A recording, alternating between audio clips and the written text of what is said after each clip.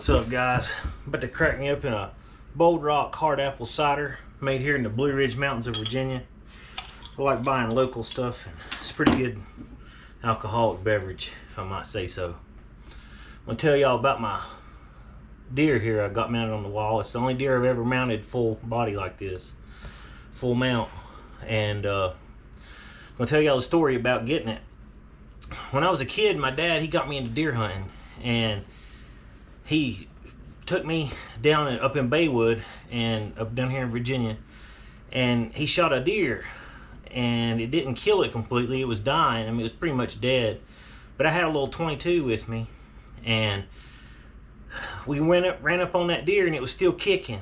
And Daddy said, "Here, shoot it behind the ear." And he reached in there and pulled its ear back, and I stuck that 22 down in behind its ear and pulled the trigger, and it stopped moving immediately.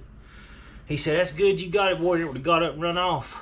And I really thought I'd done something. You know, the deer was already dying, but I really thought I'd done something. And I remember it was had a little rack on it about like this. And ever since then, I've been into deer hunting.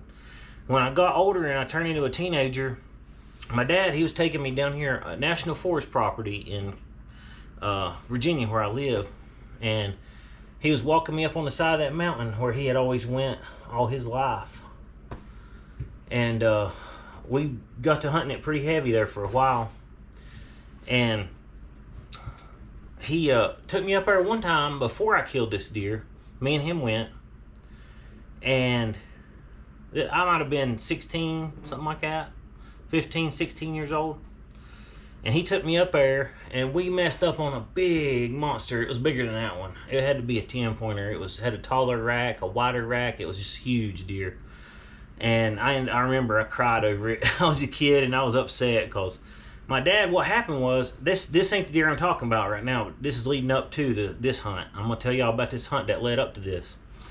What happened, we walked up on the side of this mountain, and I mean, it's treacherous. It's walking like straight up a cliff in rock. I mean, you got to really climb to get up to where we was hunting at. And my dad set me down, and he went kind of down through this holler a little bit and over to the other side, maybe about 30, 35 yards away. And he sat behind this tree.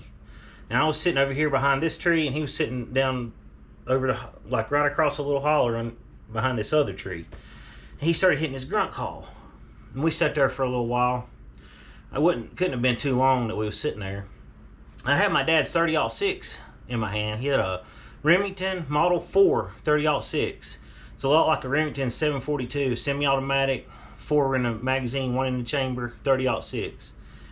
And that deer, when he was sitting there calling it with the grunt call, I remember it came walking down behind my dad. It wasn't exactly in between. My dad wasn't exactly in between me and the deer. He was down a little bit, maybe 20 yards down from where the deer was. That deer come walking right to where the grunt call was, right where my dad was hitting that grunt call. And I remember looking at my daddy and saying, "There's a big buck, there's a big buck." And I went like this, and he turned around and looked at it, and he turned around back at me and said, "Shoot it, shoot it." And this deer could hear us talking the whole time. It was twice as big as it was big. It might not have been twice as big as this one, but it was a monster. And I was like, I'm afraid I'm going to shoot you." He's like, "Shoot it." And like I said, he was down here. The deer was 20 yards behind him. So I wasn't really shooting past him, but I was shooting in the general direction of my dad if I had shot this deer. But, you know, I was pretty good at marksman, and I knew how to handle a firearm, even at 16 or 17 years old. So I wasn't going to kill my dad. But anything can happen in the woods, ricochets or anything. It's kind of a scary situation. But I turned the gun on that deer and aimed it at it and pushed the safety off. and squeezed the trigger, and the gun didn't go off. And my dad was like, "What are you doing?" And he said, "Rack one in it, rack one in it." Because on a 30-06 Remington 742 or Model 4, if the bolt's back a little bit, it's out of battery, it won't fire. The trigger won't even pull. It won't even click. So I tried to pull one in it. When I did, it jammed. And I was like, oh, man. And my dad, he had a 22 Magnum because he didn't have but one deer rifle. So I had the deer rifle. He was wanting me to kill the deer. So he couldn't shoot the deer legal. I ended up, I messed around there trying to get a bullet in and that deer run off. Me and my dad was upset. I was crying. I was upset. I wanted to kill it so bad. And I told myself right then, I said, I'm going back to this place until I kill a monster. Or at least a big buck. I said, I'm going to keep going back. When I get old enough to go on my own, I'm going to go on my own. I'm going to wear this place out till I kill a monster. And I'm talking about it's work to get up to where this thing was on the side of the mountain. The good news is you got to walk up to the deer and drag it back down instead of the opposite, walking down and dragging it up. That's a good thing about it. So, make a long story short, I got a tag on this thing. It says right here that I killed it on November the 18th, 2006. I was born in 86, so I would have been, my birthday was in November, so I would have been 20 years old exactly. I was 19, getting ready to turn 20 when I killed this deer. I went up there on the side of Buck Dam, right about the same place, maybe a little bit farther down than where me and my dad was, whenever I shot that thing. Now, we don't stand hunt, we ground hunt. We do what's called still hunting. We walk a little bit, stop, hit the grunt call, wait for a little while. Don't see anything, we walk a little bit more, stop, hit the grunt call. And that's what I was doing. And I'll never forget, I could take you to the place I shot it at. Of course, the woods change over a 20-year period, so I'm 36 now. It's been 16 years since I shot this thing. So the woods look different, but I could about take you to the same place I shot it at. And I walked up there and I was doing what I was saying. I was still hunting, and I hit the grunt call. One time I stopped, and I stood there for a good while, about 30 minutes in this spot, because there was horning all around, and there was a scrape, and it was a good cut path around the mountain. I thought, this is it. I'm going to kill this deer. And I sat there maybe 20, 30 minutes, hitting every now and then I hit the grunt call. And here come this big monster, man. He come walking out of the woods. He might have been about, I don't know, 30 yards away. Maybe 40. But in between 30 and 40 yards. He come walking out of the woods and just looked at me. And I had my dad's 30-06. I don't remember if it wasn't the Model 4. I had a Remington 742 30-06. It was another 30-06 my dad had traded for or bought back then. And he come walking out of the woods just looking at me.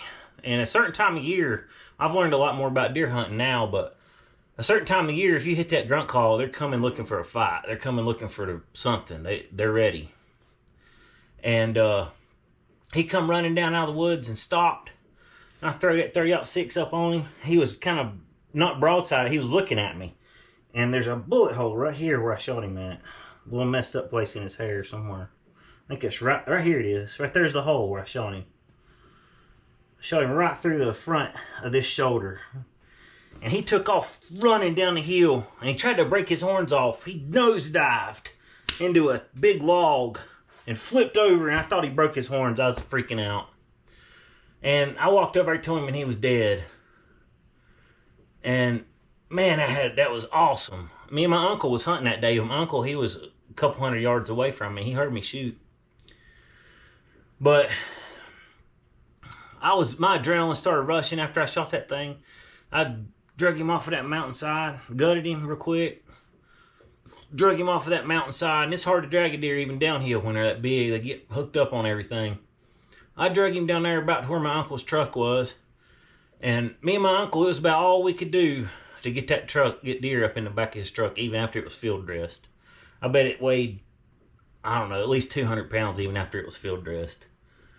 But this ain't the biggest deer or the most mature deer I've ever shot. It's the biggest, tallest rack I've ever shot and the widest rack I've ever shot. But it's not the most mature buck I've ever shot. I've got one buck that's more mature. It's the one that's on the first of this video that's painted orange. It's a more mature deer. It's older. It's got bigger bases. But this deer is the biggest one tall as far as the rack height. I killed him on public property on November 18th, 2006. It cost me $375 to get him mounted. A guy named Sonny Newman did it over here in Galax. Going out of Galax towards Baywood. He lived on Knuckles Curve Road. The taxidermist is the one that done this. He done a heck of a job. This thing's lasted for a really long time, and hadn't, of course, I took care of it and everything, kept it dusted the best I could. But that's my story about the biggest buck I've ever shot. I'm super excited about deer hunting this year. Appreciate y'all for watching my channel. Hopefully I can get a bigger buck than this year and get it on my GoPro. Get some good footage of it for y'all. That's my goal. But appreciate y'all for watching this video. Have a nice day.